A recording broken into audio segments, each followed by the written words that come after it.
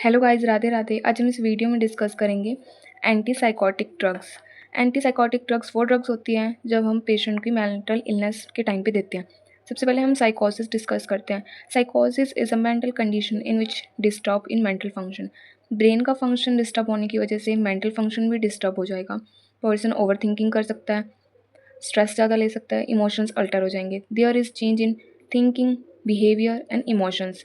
या तो over thinking करेगा पर्सन, बिहेवियर में अल्टर आएगा, एंग्री, हैप्पीनेस, तो एकदम से हैप्पी हो जाएगा या फिर अचानक ही सैड हो जाएगा। इमोशंस, पर्सन के इमोशंस अपने कंट्रोल में नहीं होंगे। Definition: the drugs which are use in treatment of psyche disorder या psychotic disorders are called antipsychotics और न्यूरोलेप्टिक्स। इसका दूसरा नाम है न्यूरोलेप्टिक्स। ऐसी ड्रग्स या तो साइकी डिसऑर्डर्स और साइकोसिस के टाइम पे पर्सन को दी जाती है, उसको हम बोलते हैं एंटीसाइकोसिस। एग्जाम्पल आ जाएंगे क्लोरोप्रोमाइजाइन और रेजरपाइन। क्लासिफिकेशन: सबसे पहले हमने साइकोसिस की इंट्रोडक्शन देनी है, देन उसके बाद डेफिनेशन, एग्जाम्पल, देन क्लासिफिकेशन लिखनी है। Classification: there are two type of classification. First one is typical, second one is atypical. Typical, they block dopamine. हमारे ब्रेन के पास डिफरेंट डिफरेंट क्या होते हैं, रिसेप्टर्स भी होते हैं और साथ साथ हार्मोन रेगुलेट सिस्टम भी होता है। एटिपिकल और टिपिकल की बात करें तो टिपिकल क्लासिफिकेशन में ये डोपामाइन को ब्लॉक कर देंगे, दे ब्लॉक डोपामाइन। एटिपिकल में they block serotonin hormone, dopamine hormone. Atypical classification discuss करते हैं। Typical classification, these mainly block dopamine D2 receptors. They are the more common and less effective. Dopamine हो गया, serotonin हो गया और जितने भी हार्मोन्स रेगुलेटिंग रिसेप्टर्स हैं उनको ब्लॉक करते हैं। तो टिपिकल जो होगा वो सबसे पहले हमारे डोपामाइन रिसेप्टर को ब्लॉक करेगा, लेस इफेक्टिव है और मोर कॉमन है।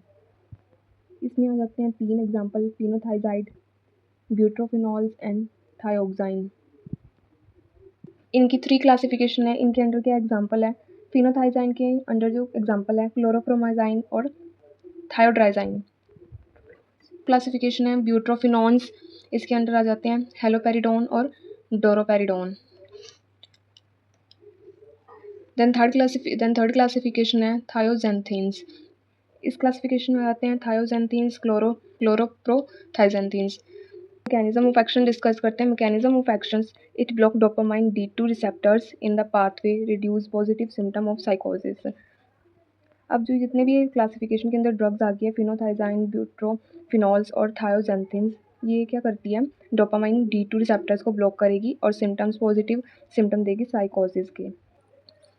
It reduce the effect of hallucination और डिल्यूशन। टिपिकली क्लासिफिकेशन के अंदर जितने भी ड्रग्स आई वो हेलुसिनेशन और डिल्यूशन के इफेक्ट को कम करेगा और साइकोटिक जितने भी डिसऑर्डर्स सिम्टम्स दिखाई दे रहे थे उसको भी कम करेगा। नेक्स्ट वन हम डिस्कस कर लेते हैं atypical. Atypical, this block dopamine and serotonin receptor. Dopamine को भी ब्लॉक करेगा और सेरोटोनिन रिसेप्टर्स को भी ब्लॉक कर देगा, जिसकी वजह से ब्रेन के अंदर जितने भी अनयूजुअल एक्टिविटी हो रही थी, थिंकिंग, ओवर थिंकिंग या फिर इमोशन अल्टर हो रहे थे, तो वो कंट्रोल करेगा। एग्जाम्पल में आ जाता है क्लोरोपाइन, रेजरपैरिडोन। मैकेनिज्म ऑफ एक्शन: एग्जाम्पल के बाद मैकेनिज्म ऑफ एक्शन लिखना है। It block the dopamine D2 receptor and serotonin 5-HT2A receptors. हमें ये लिखना है कि डोपामाइन में D2 रिसेप्टर को कर रहा था, सेरोटोनिन में कौन से रिसेप्टर को कर रहा था? 5-HT2 रिसेप्टर को। नेक्स्ट हम फार्माकोलॉजिकल एक्शन डिस्कस करते हैं। जो हमारे एंटीसाइकोटिक ड्रग्स हैं वो कहाँ कहाँ यूज़ किए जाते हैं। First one is behaviour effect. Person का बिहेवियर जो था वो कंट्रोल में नहीं था, तो उसको रिड्यूस करने के लिए इट काम the mind and reduce anxiety without making the person sleepy. Person को स्लीपी, ड्राउजीनेस का इफेक्ट बिना कम किए पेशेंट के माइंड को काम करना और एंजाइटी को रिड्यूस करता है। Effect on ANS, autonomic nervous system, increase the side effect with hypertension, dry mouth, blood vision. Blood vision और ड्राई माउथ के साइड इफ़ेक्ट होंगे, इंक्रीज हाइपरटेंशन भी हो सकता है।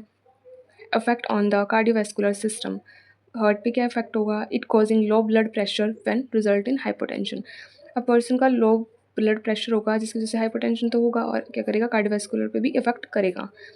एंटी इमेटिक इफेक्ट भी शो करेगा। Antipsychotic emetic by depressing the CTZ center in the medulla oblongata and preventing nausea and vomiting। इसका एक्शन फार्माकोलॉजिकल एक्शन एंटीमेटिक की तरह भी है क्योंकि ये पावरफुल एंटीमेटिक है, डिप्रेस कर देता है CTZ सेंटर। CTZ सेंटर हमारे ब्रेन के पास होता है। ब्रेन में मेडुला ऑब्लिगेटा के पास प्रेजेंट होता है, जिसकी वजह से नोजिया और वॉमिटिंग के सिम्टम्स डिक्रीज हो जाएंगे। इंडिकेशन इंडिकेशन कब कब इन दवाइयों को कब कब एंटीसाइकोटिक ड्रग्स को लेना है। Chlorpromazine is use in treatment of schizophrenia. Schizophrenia के टाइम पे हमें क्या पेशेंट को प्रिस्क्राइब करना है, ये डॉक्टर क्या प्रिस्क्राइब करेगा पेशेंट को, क्लोरोप्रोमेजाइन।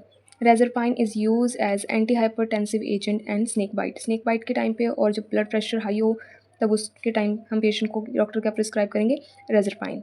Lithium is use in bipolar disorder के time lithium. Contraindications allergic reaction हो सकती है, hypersensitivity, reaction to drugs, bone marrow depression, Parkinson disease हो सकती है। पार्किंसन डिजीज़ में क्या होता है, डोपामाइन का लेवल कम हो जाता है बहुत ज़्यादा। अगर ऑलरेडी डोपामाइन का लेवल कम है और ये डिजीज़ भी क्या कर रही थी, एटिपिकल और टिपिकल क्लासिफिकेशन के अंदर, टिपिकल क्लासिफिकेशन में डोपामाइन का लेवल कम हो रहा था।